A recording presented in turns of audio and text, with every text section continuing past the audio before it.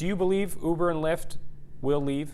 I don't. I don't believe they will leave. Joe Pierce has driven for Uber and Lyft since they entered the Twin Cities 10 years ago. This is a problem for them, and they need to make it work here in Minnesota. Though he admits it could also be a problem for drivers, as a YouTube contributor for the Rideshare Guy, which helps drivers navigate changes within the ever-changing gig economy nationwide, he says similar threats in Seattle and Washington state in recent years ended with Uber and Lyft cutting deals to increase pay and benefits. But I've heard from drivers in Seattle that things are well. They're going well. I'm sure that there has been a drop in demand just because of the elevated rates. That's, in my opinion, okay for drivers because you're going to get paid that much more per ride. The city ordinance sets rates of $1.40 per mile and 51 cents per minute, which the city council majority concluded would raise driver pay to meet the city's minimum wage after factoring in expenses. But those numbers are much higher than a recent state report based on driver pay in 2022. It found drivers would need 89 cents per mile and 49 cents per minute to hit the city's minimum, after factoring in vehicle and tax expenses. If you factor in other benefits like health insurance and unemployment, the estimate does jump to $1.20 per mile, but that's still 20 cents short of the city ordinance. And Pierce believes he knows why. 2022 was probably, in my 10 years, my best earning year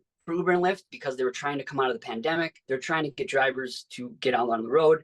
They were offering a lot of bonuses. So the earnings report, in my opinion, is skewed off of 2022 data. Still, Pierce believes in reality, rates come May will end up somewhere between the city and state estimates. My opinion, I think the state will possibly preempt the city and negotiate with the companies directly.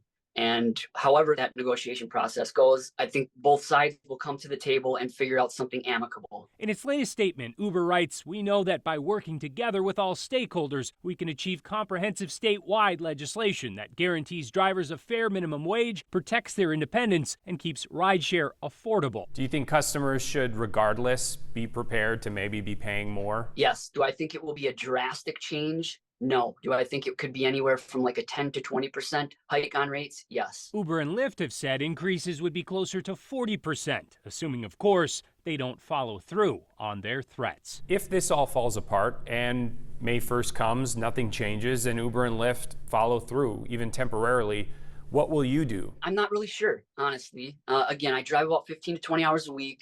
Lyft and Uber have been the only players in the entire country for basically my entire decade of driving. I feel there should be more options. A market like ours, with the situation we're going through, this would be the opportune time for other companies to come in